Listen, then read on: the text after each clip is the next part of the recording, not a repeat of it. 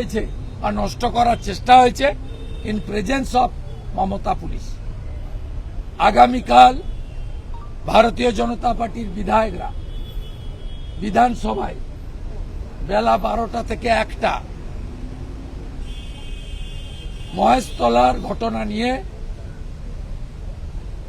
যেহেতু ভিতরে আলোচনা করতে দিচ্ছে না, আমরা 1 ঘন্টা অবস্থান করব এবং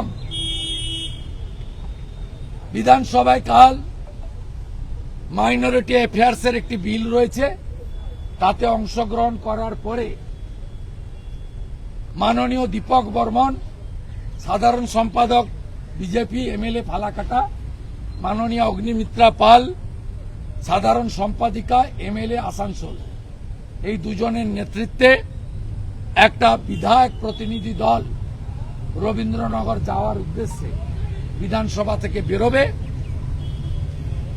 যেতে দিলে খুশি, যেতে না দিলেও যেখানে আটকাবে সেখানে বিক্ষোভ হবে। আমি অবস্থানে অংশগ্রহণ করলেও আমি এবং শঙ্কর ঘোষ, যেহেতু আমরা ইতিমধ্যে কলকাতা হাইকোর্টে গেছি যে 163 মেনে আমাকে এবং চিফ হুইপ অপোজিশন